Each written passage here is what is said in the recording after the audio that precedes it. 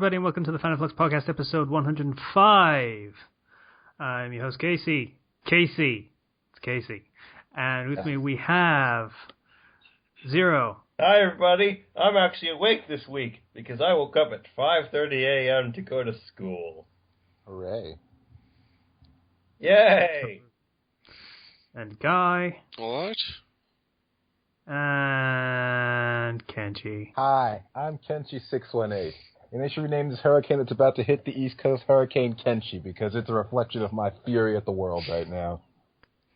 They name hurricanes after women. Well, we should change that. I am a man. And hurricane family. I'm sorry, but you lost that one, Kenji. I didn't. The very second you said hurricane, I knew exactly what I was going to say. Oh, that's great. Joaquin isn't a fucking girl's name. I'd argue that Joaquin isn't a name in general, but, you know. Yeah, it is. Joaquin Phoenix. Yeah, celebrity names don't exactly count. Thank you very much. I would bet good money that that's a fucking pseudonym. Whatever. Anyway, first topic, as always, is what are we doing? So what have we been doing? I'll start because I've got next to nothing, so it's going to be quick. I've been playing some fucking Metal Gear and stuff. Shocker. Yes. So I ran into a character who Ken has basically been waiting for me to run into because he thought it would be shocking, and it wasn't. Yeah. That was a cool fight, by the way, the fight with Quiet when she shows up. Because I had unlocked the Tranquilizer Rifle recently, so that basically ended up being a sniping duel. That was kind of cool. Yeah. There you go. Yeah. I lost the first time. I had to get a do-over, but still, yeah. So that was fun. So about that character, because we've been talking about Metal Gear for a while, and I figure we should, for how long we've been talking about, we should probably be talking about the thing that everyone's been fucking talking about for this game, aside from the Fulton system, which we have already talked about. So she has her tits out for most of the game. Yeah. For poorly established reasons. Well, they have reasons in the context of the game. My understanding is she got burned up in the opening of the game. Yeah, By the way, that happened. Someone pointed out that it was not Laura Bailey that was doing that voice, but it is really uncanny, the similarity. Yeah, so she gets burned up, and in order for her to recover, they have to give her a thing that makes her breathe through her skin for whatever reason. So she breathes through her skin, which is why she has to be naked most of the time. Well, not naked, but mostly naked. Wow, that's a brilliant excuse from the game developers. That's the thing. It is an excuse. So you can argue all that you want in favor of it being, oh no, it's a compelling reason, it's a narrative reason inside the game that she has to be partially clothed at best. And you can argue that until the sun fucking goes down, but everyone and their dog knows that the real reason that she is partially clothed for most of the game is because you want to see her partially clothed for most of the game. Yeah, and? Yeah, I'm just saying, there's no getting around that fact. And yeah, I'm gonna say, who the fuck cares if she's partially clothed for most of the game? As long as she's a compelling character. And for me, I haven't, seen enough of her in the game to actually comment on that one way or the other. Ken probably has and could give a definitive answer, yes or no. Could he right now? I want to, but you're still playing it, so... I'm not saying just give a full explanation or anything, just say yes or no. Yes or no. Is she a compelling character? Not really, because she doesn't talk. So... Okay. So, yeah. So any defense the game developers might have had is just gone now, isn't it? So, nothing, unfortunately. If she was a compelling character, I wouldn't have given a shit at all. But yeah, it's kind of gross that she is basically just an object in this game.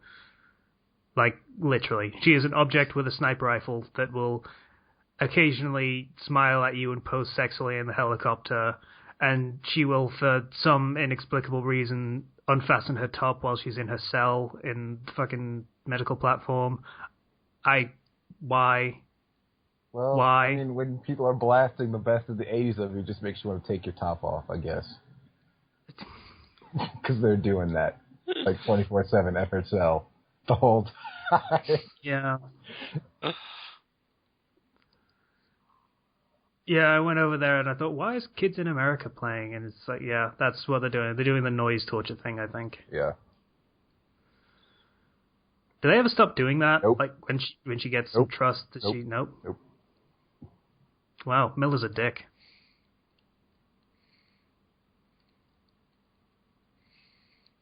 Yeah. So yeah. That's surely they could have made her a compelling character but chose not to.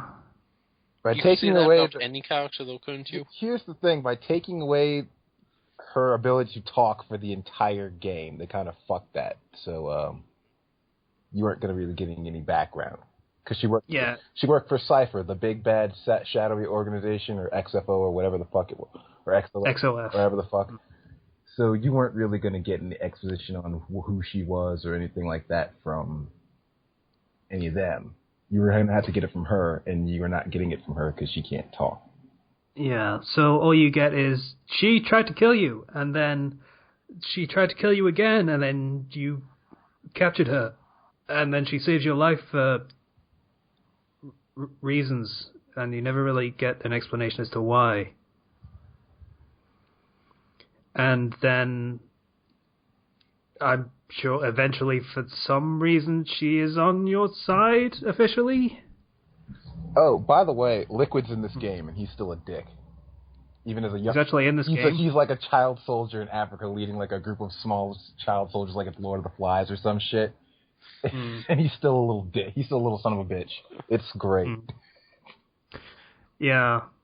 So, that actually answers a question I had about the fucking game, because I apparently blew Kenji's mind a couple of weeks ago when I explained something to him about the beginning of the game that he did not pick up on at all. Yeah, I wasn't thinking about that. I was thinking about getting through the game. I wasn't thinking about picking up on hints and shit at the time. But now, when it wasn't a hint. It was explicitly stated. I wasn't thinking about that at all.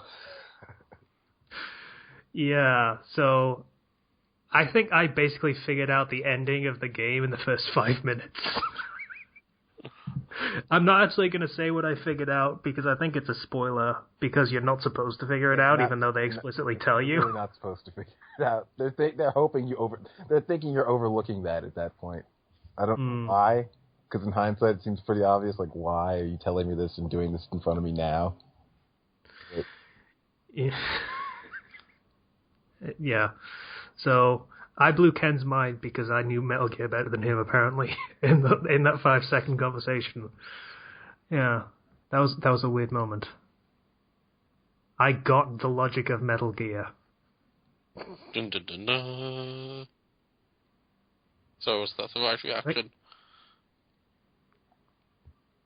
No, I think it's more a blur kind of thing that Metal Gear does. Okay. Yeah. Anyway. So yeah. It's still a fun game. It's slowing down a bit, which I'm not too keen on. I got the dog. The dog's a dog now, rather than a puppy. And he's big, and I can't ride on him, so it takes fucking forever to get anywhere. Yeah. It sucks. The plus side is when you do get somewhere, you know where everything is. Is there a way to get more helicopter landing spots? If you can clear out an entire, like, if you attack, like some of these cities and bases and, like, villages and bases and stuff, if you clear them out, like, completely kill everyone in there or just get rid of everyone in there, you will unlock a helicopter spot that you can use whenever you want to. But it's dangerous to use.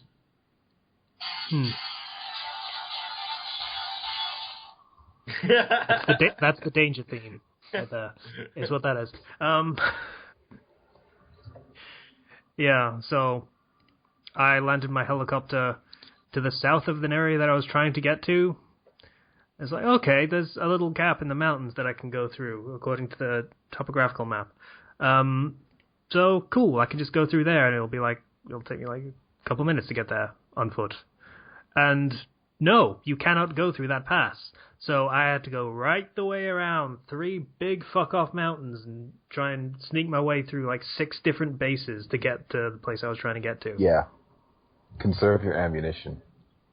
And then I didn't get there because Quiet showed up, but that's... Yeah, I told you, that's the one. That's what pissed me off one good time. Like, she showed up out of the... I wasn't expecting it.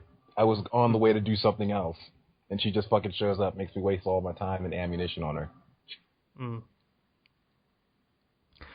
Yeah, that's a fun game. As for what else I've been doing, I played a little bit of Skyrim again, because fuck it, I had an urge. It's not really much of a better reason to play it. Certainly not playing it for narrative reasons, Christ. Yeah, but that was okay. It's fine. Skyrim at this point, no one really cares. That's pretty much it. Other than work, that's kind of meh. General manager showed up and decided to tell me, hey, this is how you hard sell people on fucking wheelchairs, and we're gonna have nebulizers sitting on the counter like they're fucking packets of chewing gum in a supermarket or something. Wait, how can you hard sell people on wheelchairs? What do? Break their legs? You need a wheelchair, you don't need a wheelchair. I don't understand. Yeah, that was basically my argument. I'm not going to push someone into buying a wheelchair. They will think about it, and if they want to buy one, they'll fucking buy one from me. I tell them what the features are. I tell them why you might want this one over this one. Ask what they want out of the chair, what they're going to be using it for, and then I advise them based on what they've told me. And then they pick a wheelchair. If they want to buy one, they fucking buy one. If they don't, they don't, and that's about the end of it. You don't push people into buying stuff like that. Anyway, yeah, so that was a rant that I may or may not have needed to get off my chest. Next. Guy, you go next. Yeah, I've been playing Guild Wars 2 this week. Really? Yeah. That's a blast from the past. Yeah, well... That's a terrible turn of phrase. I apologize for saying that already. Figured I might as well go back to it since there's an expansion coming out shortly. So Really? They're still making expansions for that game? Guild Wars 2. Yeah. Yeah, new expansion coming out. When did that come out? A couple of years ago, I think. Guild Wars 2? Yeah. The first Guild Wars was ancient, but the second one's still alright. I need to look this up, because I was under the impression that Guild Wars 2 came out fucking ages ago. But anyway, continue. You know, it's actually, I still really like that game. It's got a really nice world v world system. You can just, something you can play quite easily and quite enjoy it.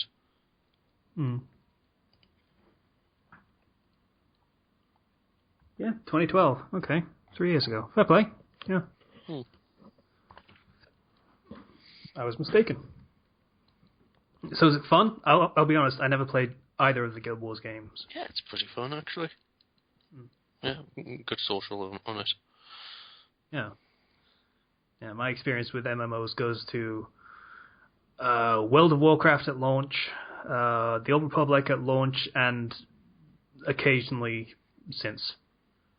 And that's pretty much it. So I don't know much about them. Fair enough.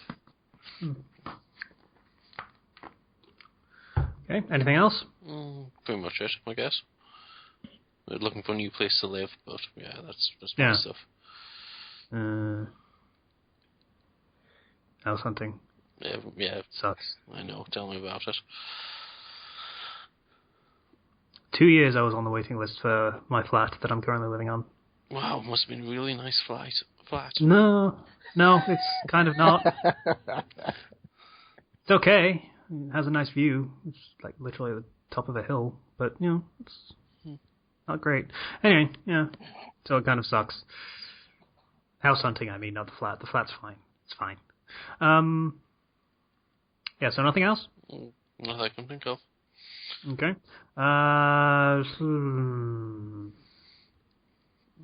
Ken. All right, whatever you say, Cassie. So, Damn it, I missed the button. I'm not going to interrupt you. Go on. Cassie wins again. All right, I downloaded Rocket League on Steam, so. Oh, I need to do that then. All right, That's a thing that exists in my library and on my desktop now. So we might be playing that and maybe recording that, and maybe we're making fun of these idiots at that game very soon. Well, considering I'd probably be the one recording it, yeah, it'd be me, and everyone would be laughing at how shit I am. So that's gonna work. It has replays, right? Yeah, it does. Okay, cool. And let's see what else.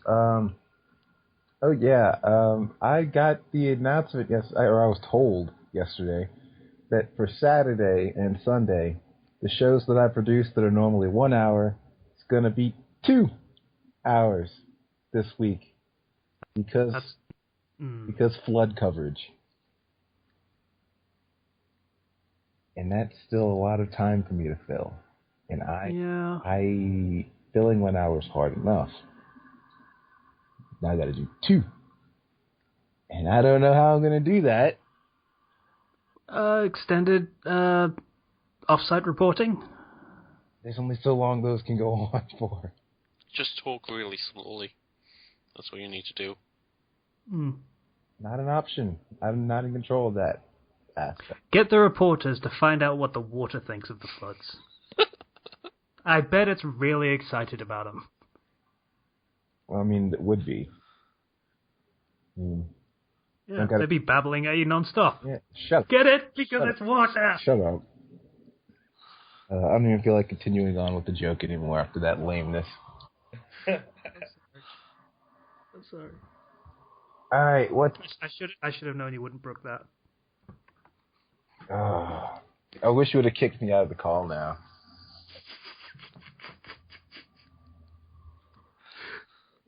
Anyway, Ken, you can continue now. Let's see. I tried to buy the basketball game that came out this week, NBA 2K16, only it was sold out the 2 days I went to go check on it, and so now I'm just waiting. Seriously? Yeah. They sold out of an EA Sports game? It wasn't an EA Sports game. It isn't? Nope. Oh, I thought they owned literally all of them. EA Sports does have the rights to NBA as well, but their basketball game sucks in comparison. It's really bad. Like, I haven't played it since 2005. It's not good. Let's see what else in addition to that. Oh yeah, I bought that stupid piece that I need to record stuff on the PS4 so that I can, do that, get that moving. Cool. So now I just need editing software. VSDC is fine, and it's free, so... Yeah, not really. I pay for my editing software. Yeah, I don't really feel like getting fancy. I was going to buy actual editing software, but I have a fundamental problem with everything I would have bought. So I just might as well get something for free. I'm not getting fancy with it, so who cares? Yeah, I use Adobe Premiere Pro because I was actually trained in it when I did a film class in high school. So I actually know how to use it. Yeah, I bought Adobe Premiere Elements, and it fucking doesn't work. So, I'm trained in 5 different things, and there's something I hate about all of them. So. Frickin' Adobe Premiere just got updated, so I can actually now export videos into Windows, into WMV.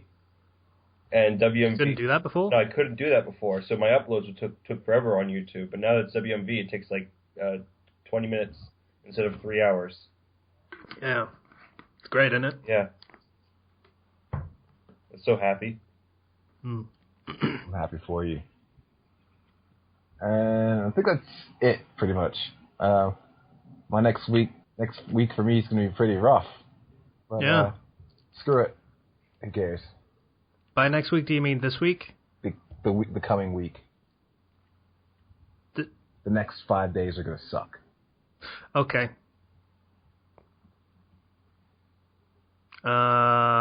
Right. In that case, we might have to reconsider plans for Saturday. Yeah, I might. Yeah, I was going to tell you about that. I can't do it Saturday because in addition to what's going on, they're making me stay late. So. Yeah, I'm thinking not doing that this week. We have episodes in reserve, so it's fine. I think we're 2 weeks ahead. So we're okay. Don't worry about it.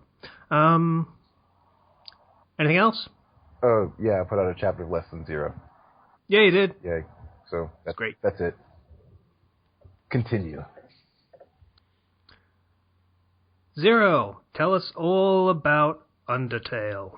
Okay, I wasn't going to start with Undertale, but I guess I might as well. If you guys are subscribed to the channel, you might have seen that I recently started playing a game called Undertale.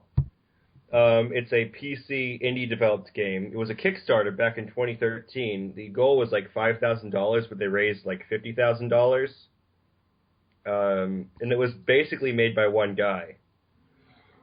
It was mainly a one-man team. He made the entire soundtrack, which you can actually buy. There's like 100 songs on there. Not all of them are full length, but as well as pretty much the entire game. And I recorded the entire LP for it already. At least the pacifist side. Maybe one of you guys wants to kill everything on the genocide route with me. I don't know. But it is fantastic. The way I describe it to people is it's what happens if you combined Mother 3, which is, and Earthbound, which are more comedy-centric RPGs, with a fair amount of tragedy built in there, but this is more comedy-centric. Combine that with Toho and Stanley Parable, and you get kind of Undertale. I don't know what Toho is. Toho's a bullet hell game. Oh, okay. Oh yeah, because it does when it attacks you, you have to dodge the blip things. And it's very fun, actually. It's a very fun system. I'm glad that was implemented. Yeah, it's a lot more interesting than saying, okay, I hit this guy. Okay, he hits you back. I hit this guy again. He hits you back. It's very interactive, and the way the game messes with that and the UI later on is really cool. And in case you guys don't know, it's actually right now the highest ranking game of all time on Metacritic. It is 97, one above Half-Life 2. Interesting. And like this, I've said it before in the episodes that I keep releasing, because I couldn't stop playing this game because it was just so much fun, and I loved this game so much. I just kept playing it, and the genocide route is where you kill everything. You have the pacifist route, and then you have the normal route, which is if you don't commit to either side, really. And I actually, near the end of this, I actually was crying while recording, because it was just so good. And I still think about Undertale and cry, because it's over, And the game actively, later on. Nah, I'm not going to spoil anything. I don't want to spoil. Oh. I don't want to spoil much of Undertale at all because it's an experience.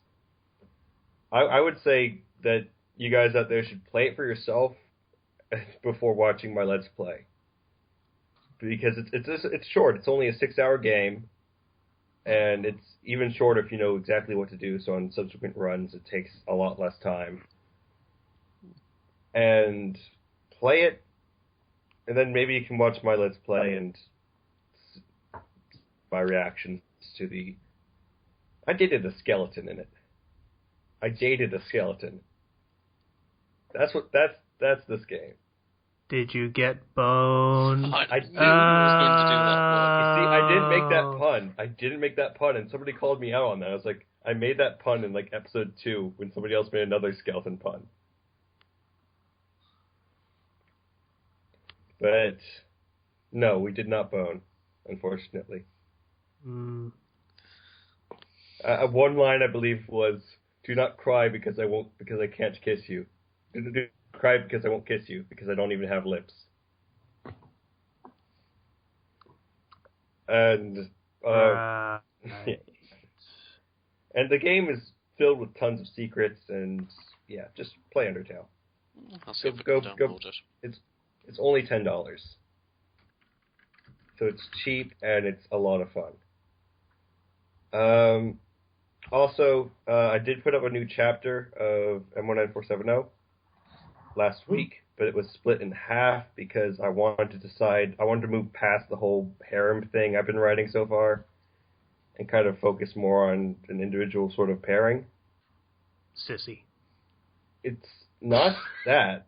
It actually is going to have actual, like, implications, actual, like, which girl ends up being chosen or whatnot. That's going to end up impacting the story somewhat. And I couldn't decide, so I decided I would post a poll, and I'm not going to necessarily pick the winning one, but I'd pick whichever one I ended up rooting for. Because, that would help me determine which one I really wanted, rather than what everybody else just wanted. Mm. And which one I thought would fit more with the story and everything and what I've written so far. So that poll's already ended, and I'm writing the next chapter. I was writing it earlier today, like an hour ago. Also, my uncle came over for the weekend to celebrate his 52nd birthday. So he flew up from Southern California. Did you have to give up your room again? Yeah, I did. I had to leave my room. Didn't you have to give up your room last week? And you know what? Like two of those. It's hard to call it your room at this point. Really. Not last week. Like 2 of those nights. He it was not. Yeah, it was. Was it this weekend or the last week? I can't even remember anymore. It was last weekend because this was the thing last weekend. You weren't in your room. Yeah, it was last weekend. Yeah. So, funny story. He bought like a bunch of frozen calamari, and then he put it in the fridge. But he didn't put it on a plate or anything. He just put it in the fridge. Now, what happens when you do that is the calamari starts to thaw. Ew. And then calamari juice gets everywhere. Yummy. My fridge smelled like calamari. Stinky, disgusting, raw calamari.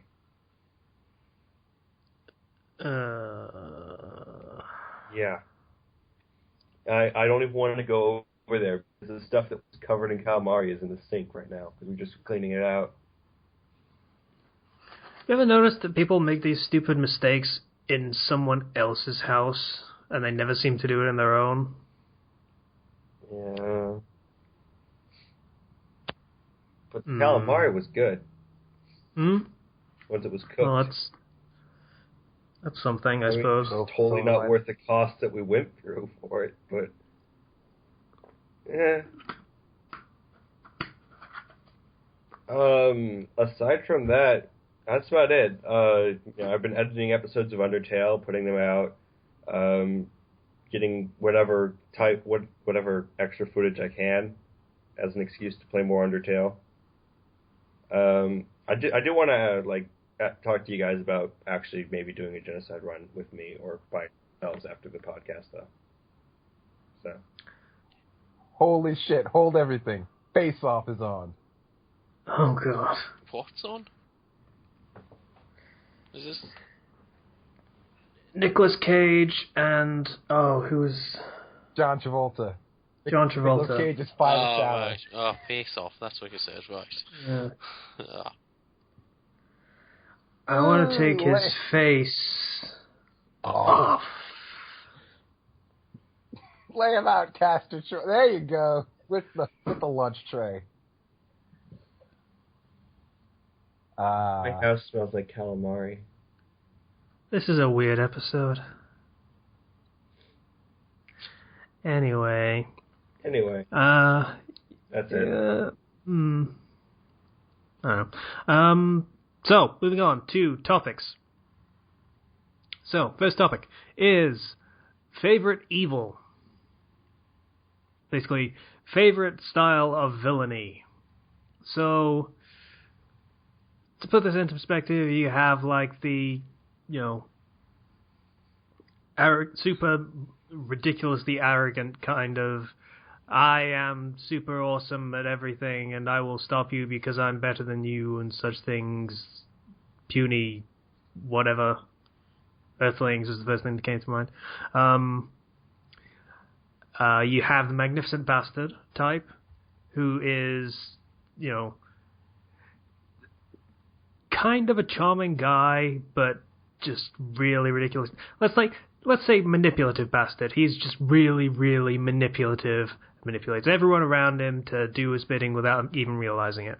Then you have the affably evil, which is more the manipulative, but you kind of like him anyway. He's fancy. He's a dapper fella. Yeah. Evil with class. Or you have the self-righteous villain who thinks that they're doing right by doing what they're doing, even though it's very, very, very clearly not. Anyone got any others? There's always the just wants to watch the world burn. Yeah, the psychopath. God love him. Yeah. Let's see. Incidentally, Zero. You did the bad thing that you're not supposed to do, so... What did That's you do? kind of harsh. He referenced something from The Dark Knight. Is that a rule? Yeah, Yeah, you're basically not allowed to do that. No. He just straight up dropped out permanently? Yeah, he has. Yeah, way to go. Okay. We did talk about it. Anyway. Yeah, so any others? Let's see.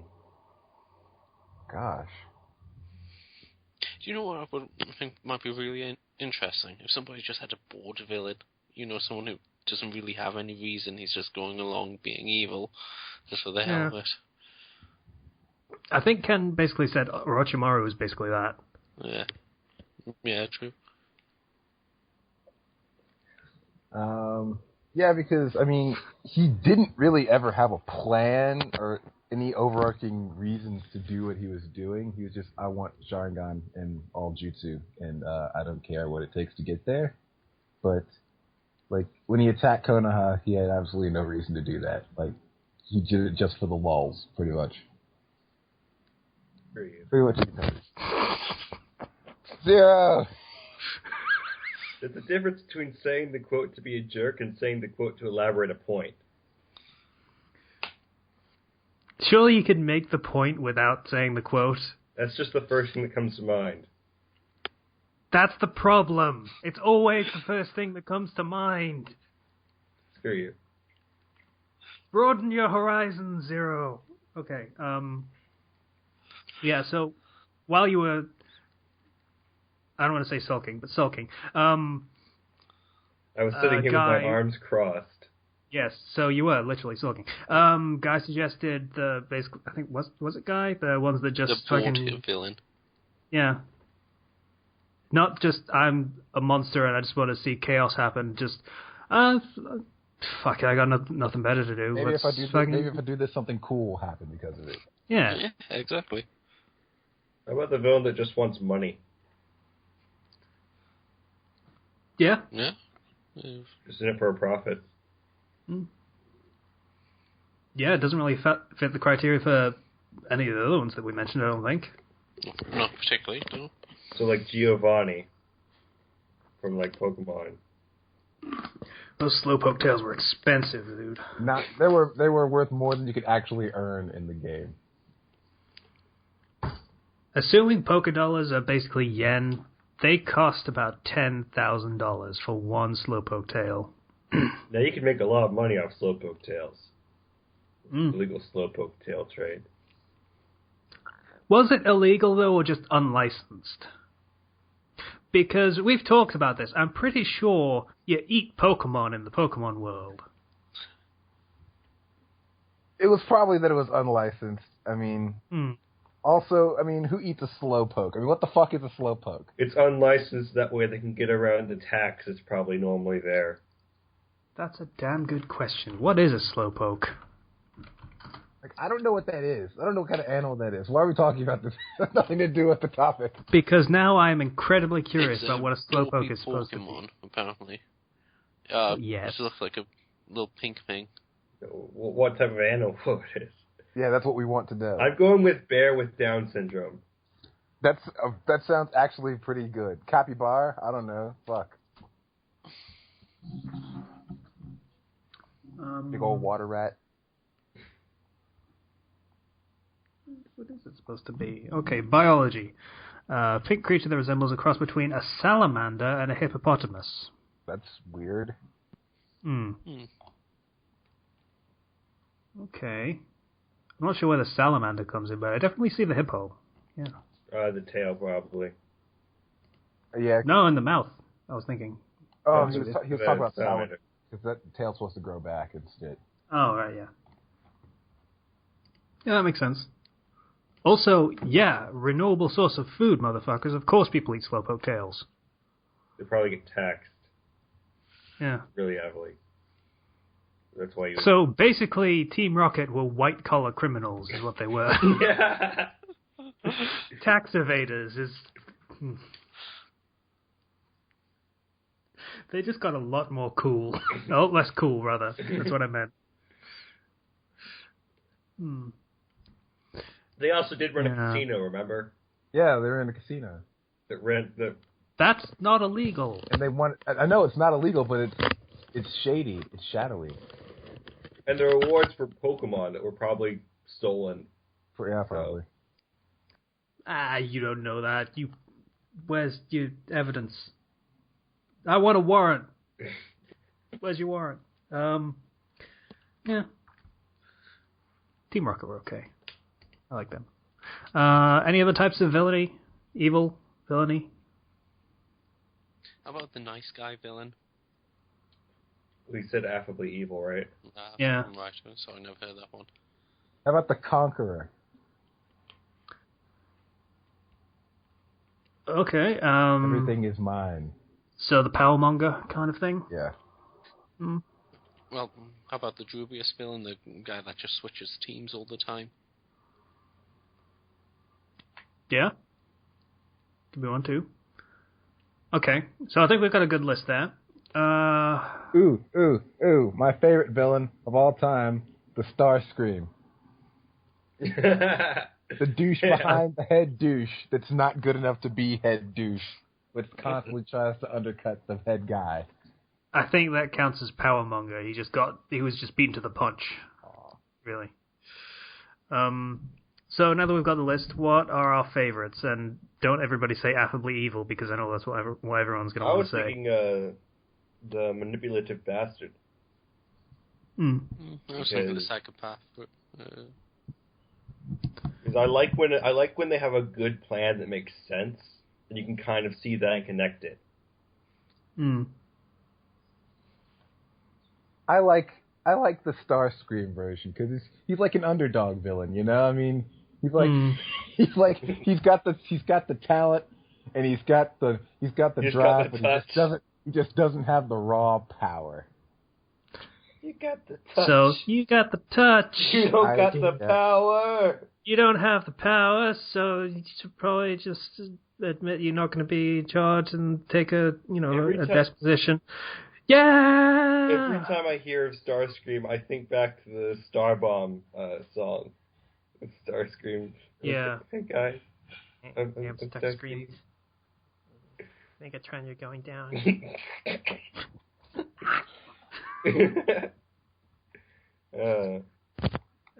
Now I need to link that. Okay. I'm going to try.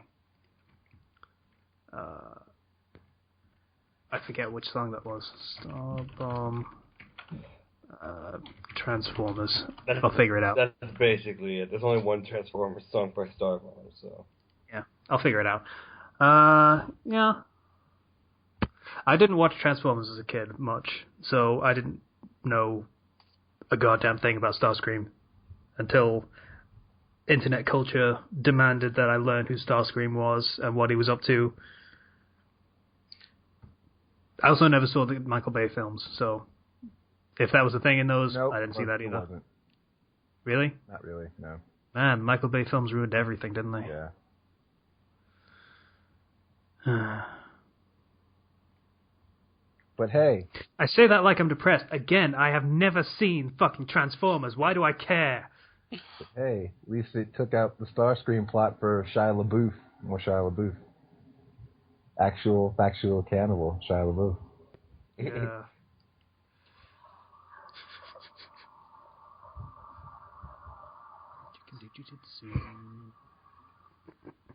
You have to decapitated Shia LaBeouf. That song's great. Now I have to link that video. God damn it, this is going to be a link-heavy episode. Which one should I link? The fucking Skyrim one or the actual... God damn it. The stage production. Yeah. You have to see that one first. Like, you can watch the Skyrim one afterwards. It should be easy to find. But, like... It'll be the related video. It'll be the first one, probably. Yeah. But you need to watch the stage production because of the effort put into this, which was surprisingly not a lot. Like, it looks like there was a lot of effort put into it, but they did this in, like, a day, and it's great. Really? Yeah. Holy shit. Yeah. That's incredibly impressive. It wasn't like a lot of the people were just volunteers for stuff like this. It's like they hired everybody and had like a whole crap ton of stuff done, but it was put together fairly well, and then they just called Shia LaBeouf and was like, hey, you want to be on there? Or like they had somebody who knew Shia LaBeouf's agent or something. Really? Or it's like, I can't remember if Shia LaBeouf's agent heard it or they contacted his agent, but either way, he ended up getting in on that. It was great. It was pretty great. But it was not like as huge a budget as it makes it look like. Okay, so Ken's going with the Starscream powermonger that wasn't kind of thing. Yep. Guy, you said you wanted to go with the monster one. Yeah, the complete monster. Yeah. I enjoy his dedication to it, at least. Dedication. Slice is playing Clicker Heroes right now. Anyway, I like the manipulative. Yeah. It's weird to say dedication when talking about someone who's just doing things because he does things. Well, yeah, but like it's not. I don't think it's dedication at that point. I think it's just a compulsion that he has to do these things. Yeah, well, yeah, but he doesn't fight against it, does he? That's dedication. I mean, have you ever wondered how long it must take the Joker to put all of his fans in action and everything like that? Yeah, I think there's a difference between doesn't and can't. It almost seems like a kind of OCD as far as the Joker goes, or something along those lines behavior-wise, where he just does things because he gets an impulse and has to do them. Like someone with OCD would have to... They would see a carpet with those little frayed end bits on it, like a rug, and then they would have to straighten every single one of them until they're in place. Yeah, that's pretty much it. Something like that. It's just an impulse that you get and you have to follow through with it. Which... Well, yeah, so maybe dedication isn't the right word, but it's still impressive. Yeah. I agree with you there, yeah. So Zero likes the manipulative bastard. Yeah. A lot of payoff for, like, good plans, and typically if you look through the story, you can kind of trace it back and kind of see, oh, this was that. In good ones. Yeah, in good ones. I'm assuming we're not talking about the bad versions of these things. Yeah. Yeah, okay, fair. Mm. When it's like that, then yeah, the bastard is really a good character when you can actually see him working. But when it's just thrown out, yay, plot twist, turns out I was smart, and that gets a bit silly. Yeah. Like, done wrong, it can be probably the worst of these, but done right, I feel like it has potential to be the best. Yeah, Sosuke Aizen actually manipulated the plot of Bleach so that you wouldn't realize he was actually an incredibly intelligent villain. He really wanted that to be a surprise. He wanted it bad enough that he actually ruined the story so you wouldn't notice. Anyway, yeah, so that's Zero Set. Affably Evil really does seem like a really obvious answer, and I don't want to pick it because of that. You'd be the only one that picked it. I know. It's strange to me. I thought everyone would pick it after recent trends because you see a lot of those recently. But I really do like those where, they're evil and they're unapologetic about it, but they're still kind of decent people. Kind of.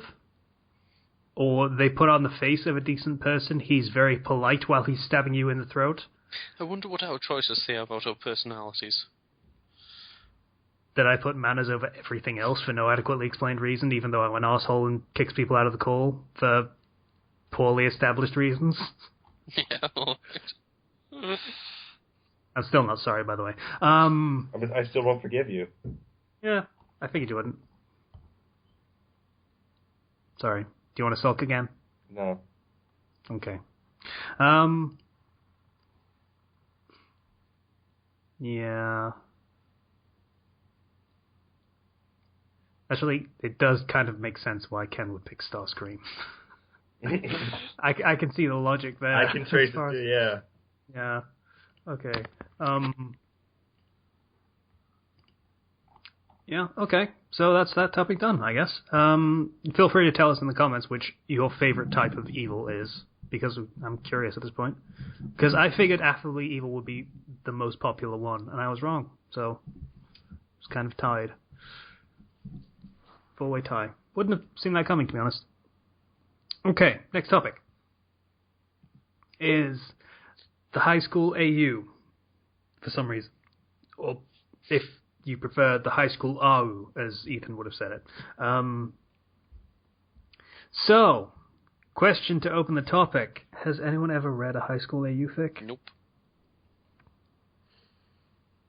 I have read the summaries of high school AU fics.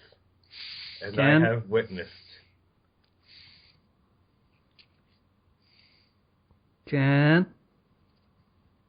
Ken? Ken?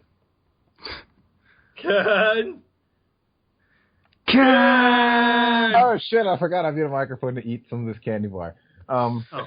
Yes, I have, but they're very rarely done well, in my opinion. Were you just we were going Ken and you were going what? I was talking. Yeah, what? I did like 6 times. I was like, what do you want?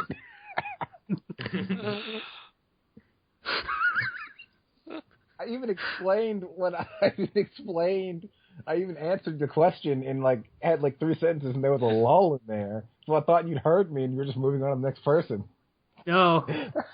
So, what were you saying, Ken? Yes, I have read a few, and they are very rarely done well, in my opinion. Okay, Ken, tell us all about high school AU fics, because none of the rest of us have actually read any. Okay. Most of the time, it's just an excuse to put your favorite characters from whatever. They're usually done in series that are anime or manga. That's where I see them the most. Mm. And it's probably because the protagonists and all those are young enough anyway. They can stick them into a school setting and that it would make sense, kinda. Yeah. When I was writing my crossover between Persona and Kingdom Hearts, because I was doing that once, and I still probably should update that one day. I'm not really feeling the need to update it, but probably, maybe. I don't know.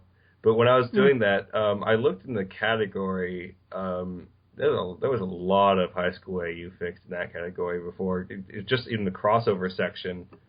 And I think it was mainly just so they could get Kingdom Hearts characters into an actual high school. Weird. And there was and in the Kingdom Hearts fan fiction section alone, it's all high school AU fics. There's tons of them. Because it's Kingdom. That's kind of depressing. Yeah, most of the time they're not very good because people who write them kind of Degrassi and romance and all that shit. They're not normally good. Okay, let me get this straight. Kingdom Hearts, which is basically a crossover machine, is being used almost solely for high school AU fics. It wasn't when I first started writing in that category years ago, so I don't know if it's changed since then, but it was at the time. That's really fucking depressing, dude. It's basically a purpose-built crossover machine. Yeah. I just typed in high school AU fanfic, and I found like 8 Naruto high school AU in this whole community somebody made for just high school AUs for Naruto. And oh, there's more. There's a lot more. I can bet there's a lot more. Like, this is not even the tip of the iceberg, is it? Not even close. I'm gonna do something ill-advised. Okay. High school search match summary. Okay, here's a description of one. And I want you to know that every single word in this summary is capitalized. Whoever said that vampires did not exist was very wrong. Whoever said that a human and a vampire couldn't have the perfect love life was the smartest person in the world. Neji X10. AU. Not entirely based on Twilight. Summary changed. Chapter 4 up. There are 4,001 Naruto high school AU fics. Still seems low to me. Considering that there are two shows below Naruto that actually have high schools in them, in the story, Twilight and Glee. Yeah, there are less Glee stories that felt the need to include high school in the summary than there are Naruto summaries that is a setting where high school literally doesn't exist. Just saying. God damn, these are prevalent. I don't like it. Well, to be fair. That's entirely not fair. I have not read them, so I can't say that. I apologize. You will very rarely stumble upon one that you're interested in, but it's like finding a fucking oasis in the desert. Well, I suppose we're probably the wrong demographic to be talking about this, really. Yeah, we are. Yeah. When I started writing, I was in high school, and then I saw this. I was like, I still don't want to read these. Yeah. Guy makes a good point. I think we all are in our 20s, and thus high school fix is not exactly where our tastes would lie, I imagine. Apparently Pokemon has an absurd number of high school AU fics. Oh, yeah, that too. That have nothing to do with Pokemon, just shipping. 544. Incidentally, some of those high school AU fics are just about the Pokemon. Yeah. Yeah. Nothing about, like, the actual story or whatever. So what, a high school for Pokemon or Pokemon as human characters? Oh. It's a high school for Pokemon. Yeah. Oh, okay. I just remembered the worst case of high school AU fics. Sonic the Hedgehog. Yeah, I was surprised that hasn't come up yet. It seems like something that would get a lot of that. Sonic the Hedgehog just has bad fan fiction all around, really. Bad fan characters. It's written by 11 and 12-year-olds. Most people who write fan fiction when they're younger write Sonic. In fairness, I did read some of that when I was younger. I was in high school or secondary school.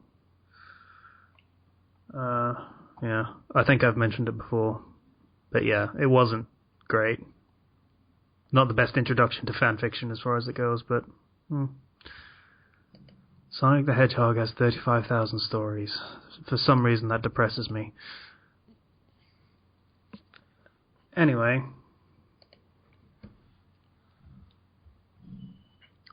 What were we talking about? High school AU fix. High school AU fix. So, Ken. Yo. What were some good things about the best one you've read? Now, normally, I find it good when instead of taking it straight up seriously, like, I don't want high school to be the main aspect of it. I mean, high school kind of sucks. Yeah, so, it does. I enjoy stories that either high school isn't the main thing that you're focusing on, as in taking it dead seriously, or you're seriously parodying the hell out of what high school is. So we're saying the best high school AU fics are the ones which don't really care about high school. Yeah, they don't take it seriously. Yeah. Right. It's either not the main point, or it's you are making fun of that shit. So, like, if it's a high school fic, but that's just a setting and an excuse for all these characters to be put in one place so you can have them interact with each other. And high school is not even close to being the point. It's an excuse to have all these characters together. Yeah, that's fair enough. Yeah. I pretty much did something like that. So yeah. Gurren Lagann actually has 2 official high school AUs. One which is a drama CD, and the other one which is a manga, which I read, which is actually really funny. Which has, like, Kamina getting confused over the meaning of moe, and, like, dueling academies of Daiguren Academy versus Teflon Academy. Okay, I'm going to put a topic on the list now, because I have a question that really needs to be answered. But we can talk about that some other time. I want to know what it is. Yeah, what's the question? What the fuck is moe? That is something that could be debated for years. Exactly, that's why it's a topic. Anyway, yeah, so Gurren Lagann has 2 high school AUs. And they're both official. Yeah. Like, one's an actual manga that I will probably link you guys to. There's also a Gurren Lagann AU where Simon and Kamina are cops, I think. Both of those sound awesome to me. It was pretty good. What was that called? Double K, I think it was.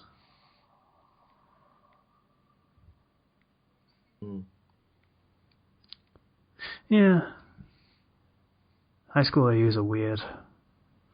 Yeah. Okay. Challenge for the audience. Try to find us a good high school AU fic. Don't make them do that. You have any idea how much crap they have to wade through to find something like that? Broaden your horizons, people. Do what Zero won't. I don't want them to hurt themselves trying to do this for you. If they are willing to hurt themselves doing this, then we can make them into our own little army. So, yeah, go for it. Yeah. Be cool guys, people. And ladies. There's at least one of you. Yeah. There is one, at least. No,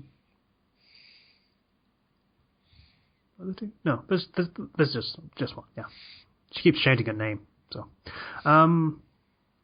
Okay, I think that's enough of that topic because we have no fucking idea, let's be real about this. Next topic is the big eater trope. Okay. How sick of this trope are we, ladies and gentlemen? Yeah. It serves no purpose. It's a tired comedy trope that I'm done with. Like, Goku did it. That means it's great, right? But Goku did it because, like, that was actually developed as he uses so much energy that he needs to refill quickly, and he did it kind of first, was the first major instance of that. And then everybody else is just like, oh, well, that was part of what made him so relatable a character, right? Yeah. In fairness, One Piece had a good reason for it as well, but Naruto didn't. Bleach didn't do it, so credit to Bleach. Didn't even do anything with that. Sekirei comes to mind, unfortunately. Oh, yeah. Because all of those do that. Fate Stay Night, Saber eats a lot, I think. Yeah, that's one thing. It happens a lot. Saber eats a lot, but I think that might be explained in the game because of, like, the fact that she's not getting any mana at all, but I don't know. Yeah, something like that, probably. Yeah, it's kind of a really, really cheap gag. In fact, a lot of the time, it's even hard to call it a gag. It's like, oh, he eats a lot, huh? And that's about as far as it goes. Oh, my poor wallet, and such things. Yeah, that's pretty much the 2 variations on that joke. I want to have it so that you have, like, a character that's set up to be a big eater, and then when they go down to, like, eats, like, a single thing, it's like, alright, I'm good, and they just walk away. It just... Yeah. So, like, a character orders 15 different meals and then eats a single grain of rice and then leaves. Yeah. It's just like, this is all I need. Yeah, they ordered the 15 meals so they could find the perfect piece of rice. So they could eat that. Yeah. And that's all they wanted. You know, Big Eater is not exactly, you know, so how would you redeem the trope then? What would you do if you really wanted to play Big Eater straight? How do you think you would do it? If I were to play it straight,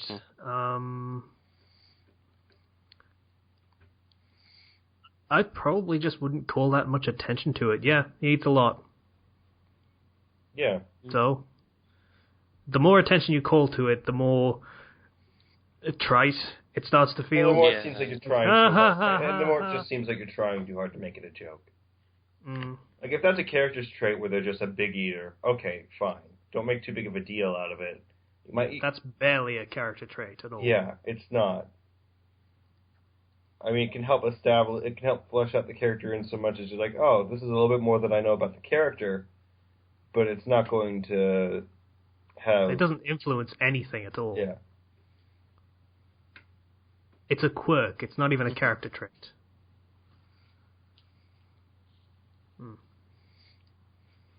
I suppose the only other way would to do something like, I don't know, the character gets fat or something like that, but yeah. Then it becomes a weird kind of story, is what happens after that. Yeah. Yeah. And things get a little strange and go into, oh, Naruto suddenly has an eating disorder. He's making himself throw up in the Konoha high school toilets. I would read that. Oh my god, there's probably a high school AU that does that. You know what would be funny is if there was a story where it's just like, oh my gosh, you're such a big eater, and then everybody else in the entire world eats just as much, except for like one person who's like, oh my gosh, you're a big eater, and they're like, oh wait, everybody's a big eater except for me.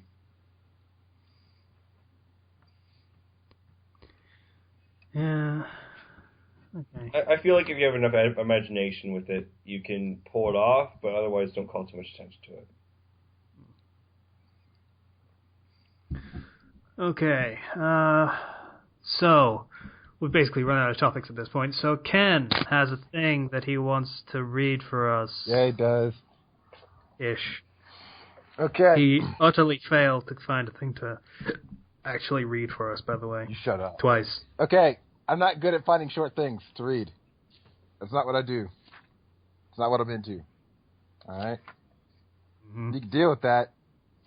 You remember when we said you only have to find a short thing, you can be like a 1,000-word story, and you're like, oh, is that how we find them? Oh, that's fine, I can do that, it's no problem. Yeah, I overestimated myself. That's literally what you said. Listen, do you want me to get this or not? Huh? Just do it. We got like only an hour, so, take your time. Alright. So, I have some questions I want to ask these guys. They're part of a quiz from a book written by Forrest Griffin, my favorite mixed martial arts fighter of all time.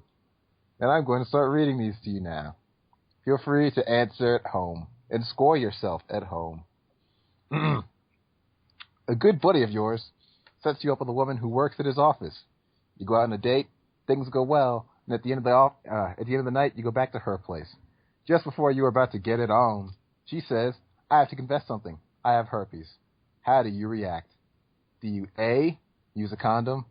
B, run from her house, get in your car, and speed away. Even if you're in your own home, leave immediately. No kissing your dog goodbye, no stop and take a leak, you just hightail it the fuck out of there. C, have sex with her, but pour scope on your genitals afterwards to kill whatever you may have picked up. D, ask her if she's into blowjobs or anal. E, ask if she has a younger sister that doesn't have herpes. F, put an arm around her and spend the next 4 hours listening to her problems, most of which revolve around the fact that she has herpes. Or G, tell her it's okay because you have syphilis.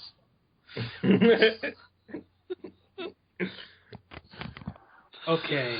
My answer is basically a write-in, along with probably D. So I'd probably say D and then try and research what fucking herpes is, because I don't know the details. Okay, everyone else. I'd probably go for the sister. Go give her. Fair play. Well, not really, but you. 0.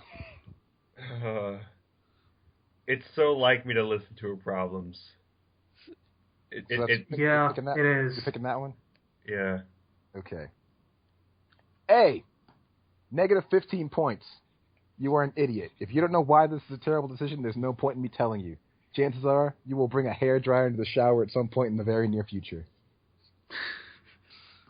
B. Okay. Plus 8 points. Good job. You're going to have to remind us which ones was which, by the way. A was the use a condom. Mm-hmm. B, the run from her house option. Plus 8 points. Good job. You were not a complete moron.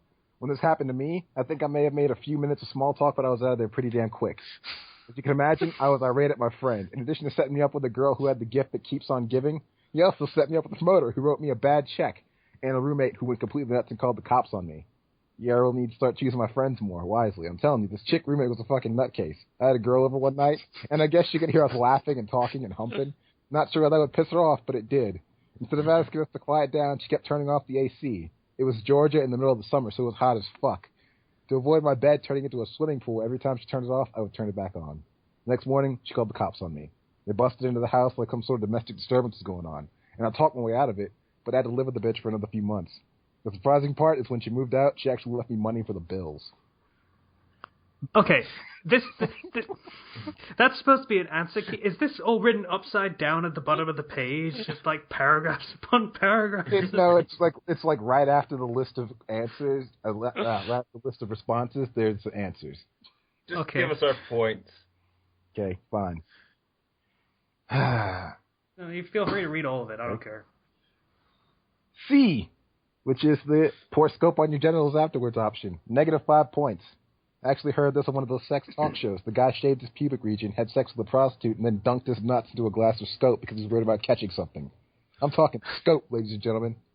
As a side note, my friend had a friend in college who used to not only wash his junk with alcohol after sex, but also pour it into his pee hole. Oh, God.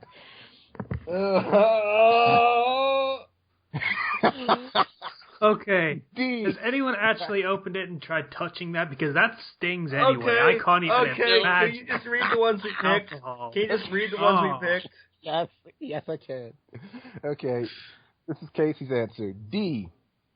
Negative 5 points. Although you can't see me, I'm shaking my head thinking about how stupid you are. I don't know about herpes. God damn it. E.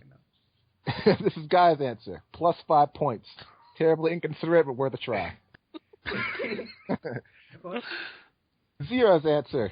F. Plus 3 points. I am giving you a few points for this because I am really trying to be a better human being. And the last answer, the tell her it's okay because you have syphilis answer, 0 points. Good. You found your soulmate. Well, all right. As far as I'm aware, syphilis is like curable. Yeah. So not so much. Okay. Plus 8. What type of animal do you own? A. Grizzly bear. B. Tiger. C. Dog. And with this, there's options. There's standard size mutt that weighs between 15 and 30 pounds. 2. Tiny rodent that weighs less than 15 pounds. Or 3. A big dog that weighs more than 30 pounds. And then there's D. Cat. E. Hamster. F. Horse. Or G. I do not own an animal. What was B again? Tiger. Which animal do we own and which do we want to own? You know what? What do you want to own? Tiger. Because I'm not allowed to have pets. So, grizzly bear. I'll go for the grizzly bear. I go for the tiger. Casey? What was E again? E was hamster. Ah, okay. I go for the tiger as well. I'd like to have a tiger. Okay. I'm just going to read your answers for this one. Guy picked A, grizzly bear. Plus 8 points. We obviously can't all have grizzly bears, but how awesome would that be? If you're one of the select few, you should write your own book on being manly. The downside to owning grizzly bear as a pet is that sometimes they will kill and eat you. It would be the same as a mouse owning as a pet. Not a smart idea, but still ultra manly. And B for tiger, -5 points. Oh. You would think that having a tiger would be ultra manly, but it's not. Unfortunately, there are a lot of feminine men who have already chosen tigers as pets, especially here in the States. If you think about it, what real man wants a big pussy? Sorry, buddy, you should have picked a grizzly bear. All right, moving on. Okay. Read the one for cat. Cat. Let's see, which one's cat? D. Tiger was my cheating answer. D, -5 points. I want to make something very clear. I do not own cats. My wife does. I admit that I pet them from time to time, and if her copy of Cat Fancy is open on the table, I may read an article or two. But in no way does that mean I own a cat. Sure, I may bring cats to Starbucks with me and spend exorbitant amounts of money on their vet bills, but I only do that to make my wife happy. I may have even personally picked out one of the cats from the shelter, but that was just to ensure that we got the manliest cat possible. So what I'm saying is that if your wife owns a cat, that's totally cool. However, if you personally own a cat, subtract 5 points. Fuck this guy. Right. He's incredibly insecure about himself, so fuck. All right. +10 points. All right. Next question. You are getting ready to head in the desert again, but this time you get to bring one person of faith with you. Which religious background would you choose? A, Muslim. B, Scientologist. C, Buddhist. D, Christian. E, Southern Baptist. F, Mormon. G, Hindu. H, Atheist. I, Jewish. Or J, pencil in your own answer here. This is reserved for the risk takers. You will either lose or gain major points, depending on your answer. However, with most people not being as nearly as smart as they think they are, I must reserve this option for those who have taken an IQ test and scored over 100. If we're going into the desert... So, if we're going to the desert, I'm going to go with answer A. When you say bringing someone with you, what, for religious support or just for what to laugh at? Just someone of a religion. Yeah. Just someone from a religion. Yeah, it gotta be the Buddhist, I guess. Okay. Well, I would definitely not go with the Jew, because they kind of got lost in the desert for 40 years or so. I imagine that wouldn't go too well.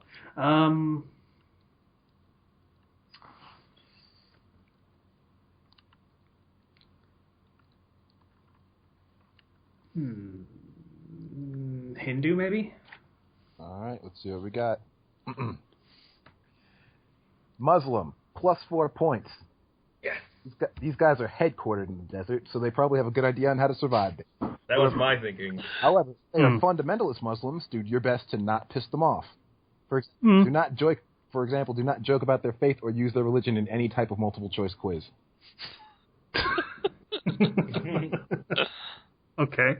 Buddhist, +2 points. There is only one reason to bring a Buddhist, if you want to die a cheery death. And Hindu, +4 points. Not only are they familiar with living on harsh terrain, but they're also used to fasting. Chances are they will eat very little. Good choice. Just do not murder cows. It tends to really piss them off. True enough. Would you like to know what the pencil in your own answer was? I'd like to know what all of the answers are. I'm curious now. Scientologist, -4 points. From what I gather, most Scientologists live in Hollywood. They probably know nothing about surviving in the desert. Unless they can call that spaceship down to rescue your ass, or you enjoy a good yarn of science fiction, they are terrible traveling companions.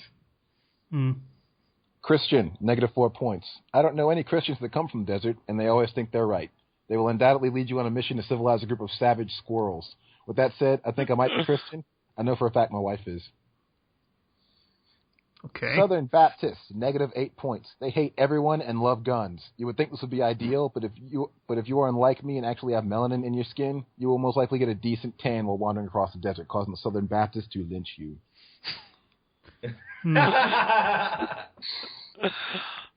Yeah. Mormon, -4 points. Having a Mormon traveling mate is good because they come from the desert, but it can be very difficult to ride at 10 speed on sand, and you'll be forced to give 10% of your animal skins to the church. Okay. Atheist, -8 points. All the atheists I've ever met have been super negative. In addition to this, they also tend to be super lazy. I mean, if they're too fucking lazy to find themselves a belief system, what makes them think they collect firewood? Terrible choice. Okay. Jewish, plus 4 points. It is said that Jewish people wandered the desert for 40 years, but once they got out, they all went straight to Hollywood. There's a chance that some of that desert survival knowledge got passed on through their genes, but I doubt it. The reason I awarded you with positive points is that they will undoubtedly teach you how to maintain your beard. And J. Pencil in your answer here. If you wrote the word Amish, your risk-taking paid off big time. Go ahead and give yourself 25 points. Amish people are the true survivalists. Having renounced all technology, they've learned how to survive without drilling for oil or making major motion pictures. Give them an axe and a bucket, and they'll make butter, log cabins, and horse-drawn carriages. If you're hanging with one of these guys, no matter what conditions you may find yourself in, you will most likely do all right. Your life you'll probably never progress beyond Little House on the Prairie, and time will probably go pretty fucking slowly, but at least you'll live. However, if you penciled in anything other than Amish, the results of your IQ test obviously got mixed up with someone much smarter than you. Go ahead and subtract 15 points. Fair play. All right. Now, next question. When does cannibalism become okay? A, when you're hungry. B, when your buddy Joe actually begins looking like a giant pork chop. C, anytime. Even now before the apocalypse. Might as well get used to the taste. Or D, never. You should die before you consume human meat. Can you go through those again, please? A, when you are hungry. B, when your buddy Joe actually begins looking like a giant pork chop. C, anytime. D, never. I'm going to go with B. I'm going with C. It's really obvious. Yeah, anytime. Go, might as well. I'm going to go with D, because it's kind of the one thing you really, really shouldn't do. All right. I'm going to be a big coward about it. A, when you're hungry. Plus 5 points. I sometimes get hungry between brunch and lunch, so I know how badly it sucks. I will accept this answer. B, when your buddy Joe actually begins looking like a giant pork chop. Negative 5 points. If your buddy starts looking like a giant pork chop, you waited far too long. C, negative 5 points, which is anytime. I am sorry, but I cannot accept this answer. Why eat humans now when there's so many unwanted dogs and cats? D, never.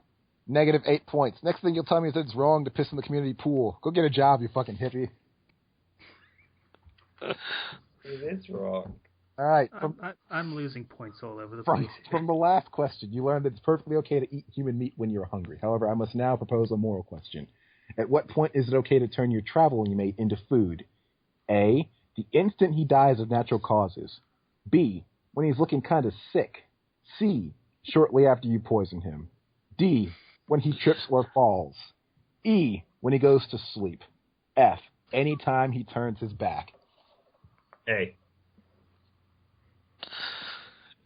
Shortly after you poison him. Come on, might as well make the most of it. That's a bad answer, and I already know why it's a bad answer. I'm going to go with A. All right. A, the instant he dies of natural causes. Negative 5 points. God damn it. Seriously, when have you ever waited for a chicken or a cow to die of natural causes before you ate that son of a bitch? Personally, I have no interest in consuming roadkill. We have butchers for a reason. B, when he's looking kind of sick. Negative 2 points. Although this is a better answer than the last, you still probably waited too long. Human meat has an uncanny ability to turn quickly. C, plus 8 points. Which is shortly after you poison him. This is an excellent answer, but it's extremely important not to use a type of poison that will linger in his system. So instead of using an actual poison per se, you might want to use some type of club or heavy rock. That's not so much a poison as a club or a heavy rock. This thing's just bleeding. D, when he trips and falls, plus 5 points. People become very vulnerable when they trip or fall, making an excellent time to turn them into food. If you feel guilty about this, just remember that you saved them from having to conjure that fake, awkward laugh people always make when they trip or fall. E, when he goes to sleep, plus 5 points. Killing someone in their sleep is the best because they don't feel a thing. Or is that when they die naturally? In any case, they won't put up much of a fight. F, anytime he turns his back, plus 5 points. All survivors know not to turn their back on someone. Chances are this guy's going to get you killed somewhere down the road. Might as well eat him now. All right, keep going. All right. One more. Okay. Your friends take you to an all-you-can-eat buffet for your 13th birthday and then surprise you afterwards by taking you bungee jumping. You're just a kid, so you don't see how bungee jumping after an all-you-can-eat buffet can go terribly wrong. You think that perhaps you might throw up, but instead you shit yourself. Remember that you're just a kid. How do you handle the situation? Seriously, I want to know. Do you A, jump in the nearest public pool, B, pretend that nothing has happened and go about your day, or C, go to the public restroom, remove your shit-soaked boxers and throw them in the trash can? Next, remove your socks, dab them in the sink, and then clean up everything your boxers didn't catch. Once you're done, dispose of your socks. When you get home and your mother asks what happened to your socks, you tell that nosy bitch to mind her own business. Afterwards, go upstairs and cry yourself to sleep. That's an involved answer right there. I'm going to go with A. Yeah, I'll have to say A too, actually.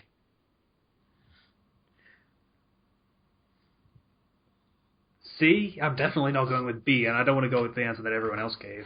Alright. A, which is jump in the nearest public pool. Plus 5 points. Although real men don't drag others down when their ship sinks, they are quick problem solvers. If the pool is 20 feet from the location where you did the shitting, give yourself 5 points. However, if you walk all the way home and then jump in your neighbor's pool, give yourself negative 5 points. Unless your neighbor's an asshole who never invites you over to go swimming. I'll give myself 5 points.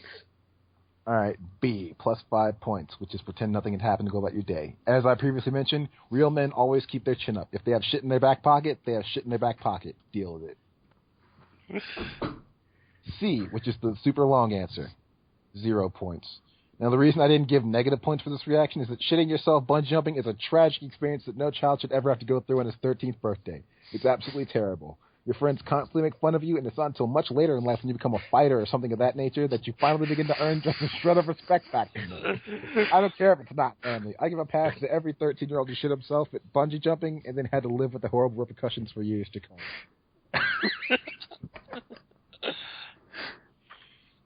So did this guy write it all himself? Yes. Or did he have a co-writer?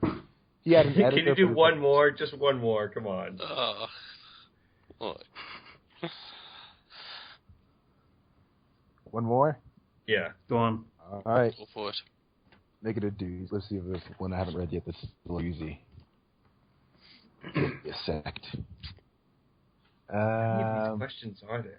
There's a lot. There are 2 books with these questions. Like there's 2 chapters, or there's a chapter in each book with these questions. So yeah. There's gotta be something good. I want something good to close this out on. Okay, fine. Here's a doozy. You're driving home from the gym, and suddenly you realize that you have to take a shit. Not wanting to drop your payload in the Starbucks crapper for fear of getting 86 for life, you convince yourself that you can make it to your personalized porcelain palace. After 10 torturous minutes, you pull into your driveway and breathe a sigh of relief. You run in the house and straight for the bathroom. But you quickly realize that it is much more difficult to keep your glutes flexed while running. Your turd stops playing peekaboo and makes a mad dash for freedom. Not wanting to admit to yourself the finality of the situation, you drop your tap-out trunks and leap for the toilet, realizing this will be a wet one. While in midair, you fire hose everything in sight. I'm stalking the floor, the bathroom curtain, and the fluffy horseshoe toilet mat that your wife adores. I never knew what purpose they served, but now I know. After a few minutes just kind of looking at the Holocaust caused by the influx shitstorm, you dig deep and begin the cleanup process. You wipe everything down and go through 2 cans of Lysol, but you still have that damn fluffy toilet mat to deal with.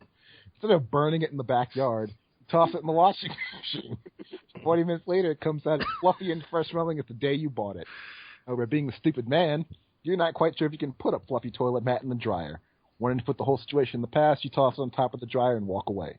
An hour later, your wife brings the toilet mat in the living room and demands to know why it is sopping wet. What do you tell her? A, I couldn't find a sponge, so I used it to wash the car.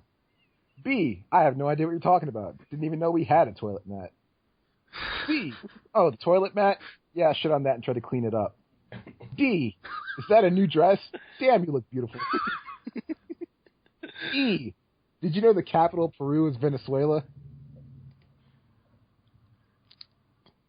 C. Gotta go for the honesty. D. took my answers. Okay, what were A and B again? I couldn't find a sponge, so I used to wash the car, and I have no idea what you're talking about. Didn't even know we had a toilet mat. You can pick their answers, you know. I know, but B. All right. A, I couldn't find a sponge, so I used to wash the car. -5 points. Lying to win about the things that transpire in their household is just plain stupid. She might pretend to buy an excuse, but a few minutes later, she will go out and check for clues. If the car is not washed and the driveway is dry, expect another global shitstorm. Later that night, when your defenses are down, she will break you. Like a preschooler, you will have to admit that you accidentally shit on her fluffy toilet mat. B, I have no idea what you're talking about answer. -5 points. Total ignorance can sometimes work. After all, women do not have that much faith in men's intelligence. If you can't remember her birthday, why in the hell would you notice a fluffy toilet mat, right? But be prepared for the topic of the wet, fluffy toilet mat to come up at social gatherings. Oh, Margaret, I forgot to tell you, the strangest thing happened the other day. I came home and a toilet mat was sitting on top of the dryer, sopping wet. Chances are a husband of one of your wife's friends will shit on a toilet mat at some point in time, and the cat will be out of the bag. Why? Why? C. Oh, the toilet mat? Yeah, shit on that. +8 points. I must say, Guy has been dominating this quiz. Yeah. +8 points. This is the correct answer. In my particular case, I was watching TV when my wife came in the room. Without missing a beat, I told her I shit on the toilet mat and then tried to clean it up. She stood there for some time waiting for further explanation, but I gave her none. I simply started chant surfing. Of course, it led to her saying things like, Forrest, you are a disgusting human being, and there's no fucking way I'm going to take care of you when you get old. But at least I was spared the month-long inquisition. D. Is that a new dress answer? +5 points. Telling your wife she looks beautiful is an excellent distraction. However, the cause of the soggy toilet mat will eventually pop back up. So if you use this time to come up with a more clever excuse, give yourself the 5 points. If you use time to drink beer and watch football, you get nothing. And E, the last answer. Did you know the capital of Peru is Venezuela? +5 points. If your wife is the argumentative kind, this might actually work because, of course, she'll know that Venezuela is a separate country altogether, not the capital of Peru. She will take at least 10 minutes to berate you and tell you what an idiot you are. In the meantime, she'll forget that she was supposed to be berating and yelling at you about the toilet mat. Excellent diversionary tactic. However, if your wife is not the argumentative kind, subtract 5 points, as it will only piss her off. If your wife is somewhat sane, you must stroke her ego or the tap simply won't work. For future reference, in addition to making a remark about her beauty, I will also accept 1. You know, I was just thinking about you while you were gone. 2. I just realized how much care and love you put into decorating the house. Or 3. I don't know how you do it. I simply don't know how you do it. And that's it. All right, final scores, everybody. No one kept Fuck if score. I know. No one kept score. I'm pretty sure Casey's was in the negatives. I kept score. Really, you think? When I got negative on almost every Okay. question. I think the only one I got points on was the fucking religious guy in the desert question. Yeah, I think so too. So And I got one that was 0. So my score, since I actually kept track of it this time, is 1. I'm pretty sure that Guy's is like straight up hot. Yeah, He's I think got to be. I think gotta he won. Of course he won. I just want to know how much he won by. A lot. I never kept count, but I yeah, don't- got I positive don't on wanna each go- one. I could go back and tally his score if you want to be really sad about this. No. Not that sad. Okay, so what's the name of this book? The first one is Forrest Griffin by Forrest Griffin. It's called Got Fight. The second book is called Be Ready When the Shit Goes Down, A Survival Guide to the Apocalypse. Believe it or not, these are bestsellers on the New York Times. I'm not surprised. I don't think you meant that in a positive way. No, I meant that in a positive way. These are funny. These are fantastic. Yeah, okay. So that was the reading for this week because... Anyway, so recommendations. Who wants to go first? I can go first, I guess. Okay. Let me see if I can get the title of this thing without. Okay, it's called Karate Shokoshi Kohinata Minoru. It's a manga. Okay, you're gonna have to... I'm going to link it and everything so you don't have to worry about spelling it. Go. It's a manga about... It's some dude college student, first-year college student, who was going to college based on like a gymnastics thing, but he got kicked out because all the dudes in there were douches, and he winds up learning karate. And he actually kind of has a natural acumen for it a little bit because he's pretty good at gymnastics anyway. What's this called again? He's going to link it. Yeah, just a sec. I think I might have heard of this. I think I actually read part of it before. He ends up in this in the karate club, which is like it's got like one dude who's like who could be a pro but doesn't really care enough about the lifestyle to be a pro, and it's got like it's pretty much a good entourage cast of people. And my favorite dude is like one character. What the fuck is his name? Hayata, I think his name is. He can't fight, but he's really good at kata. So, like, in one scene, they were doing, like, they're, like, doing their test for the next belt up. And he had a stomach illness. And he had his sphincter tightened the entire time he was doing katas. And he ended up shitting down his gi while he was doing kata. And while he was throwing a kick, and some of it splashed off the judges' faces. Oh. That's fantastic. But yeah, the main character is like I don't want to say it's like Kenichi History Strong Disciple because it's not at all. But they do have a little bit of the style clashes at the start, but it's like where I am now, it's mostly about the straight up karate. They're doing like Kumite style tournaments. So, right.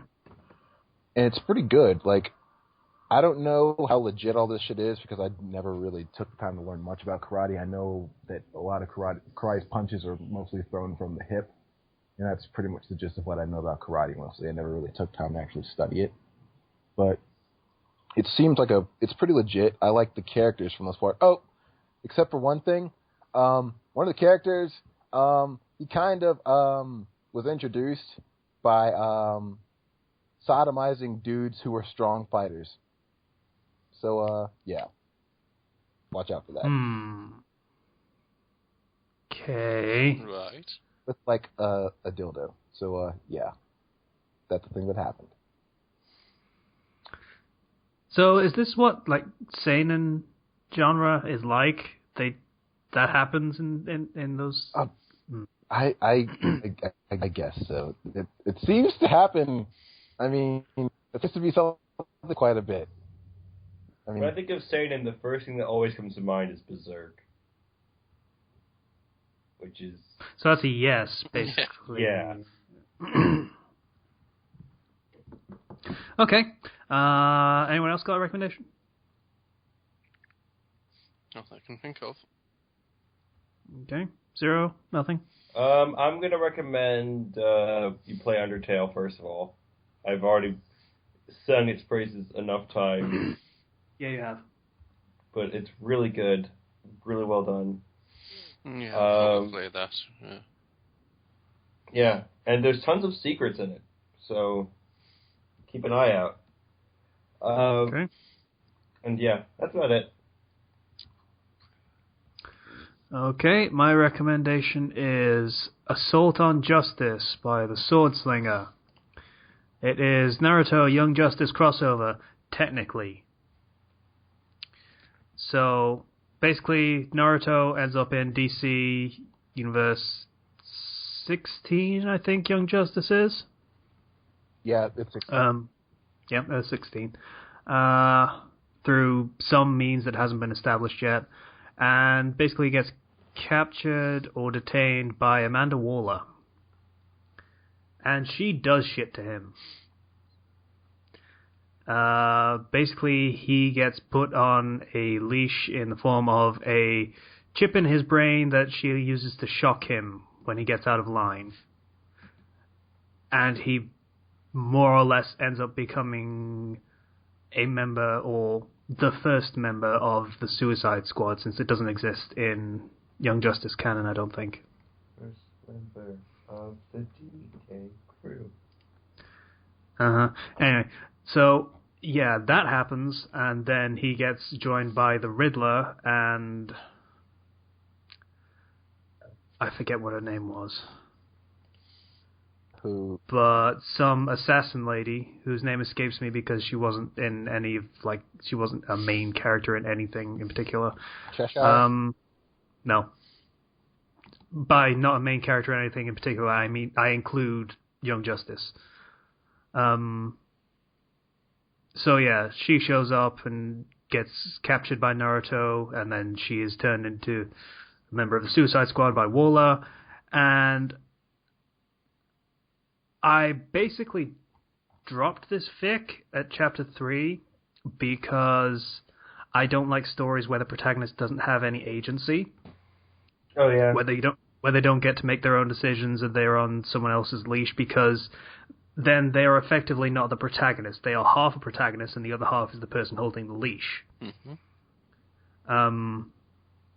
So I don't really like stories like that, but the author PM'd me when I reviewed and said as much, and basically said, yeah, that's going to happen, it's just not happening right now. We're not going to jump into that. It's going to take a little bit, and there's a lot of setup.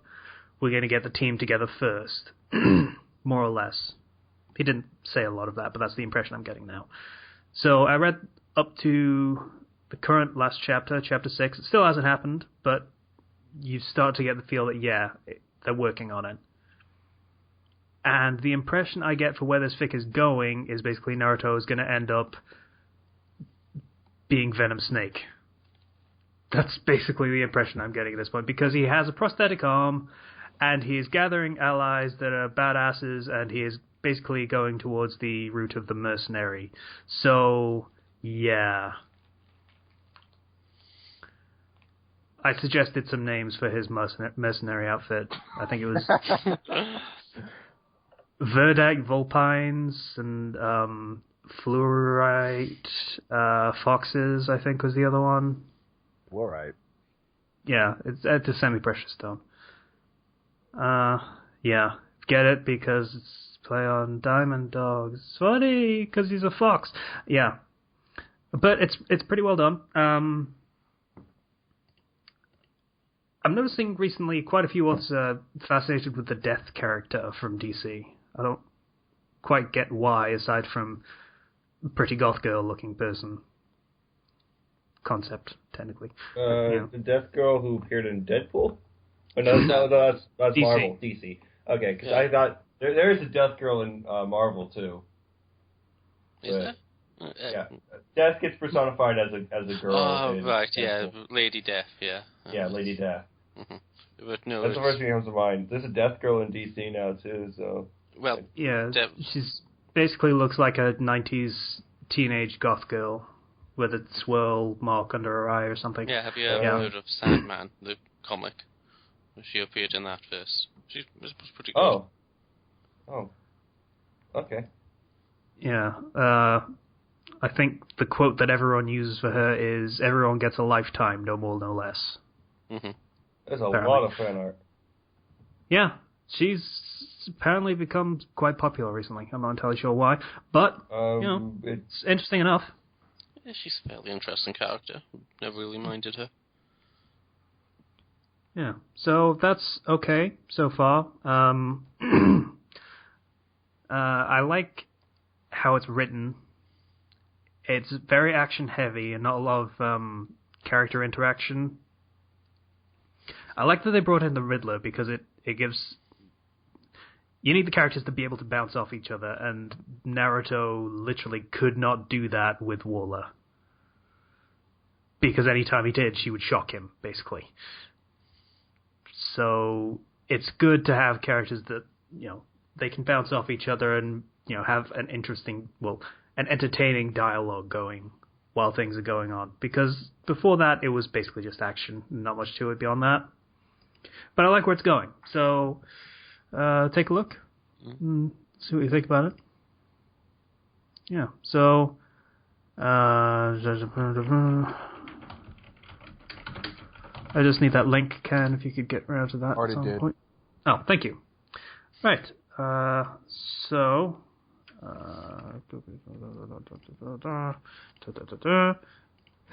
Okay. So I think that's pretty much everything for this week. Anyone got anything they want to jump in with the last second or anything?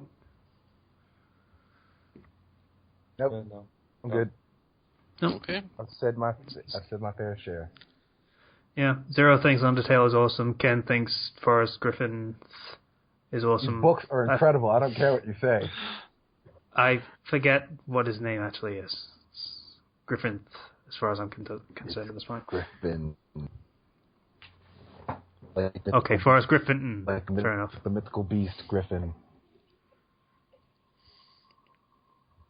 Peter Griffin. Is it?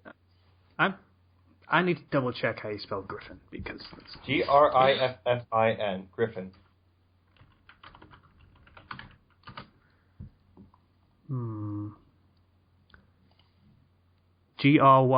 Gryphon. Really? That's the old spelling of it, the old-time The old spelling. spelling. Yeah, it's more modernized now. Yeah. Oh, I'm sorry. I didn't know we still had griffins flying about. So you know. Well, you know, and things like that.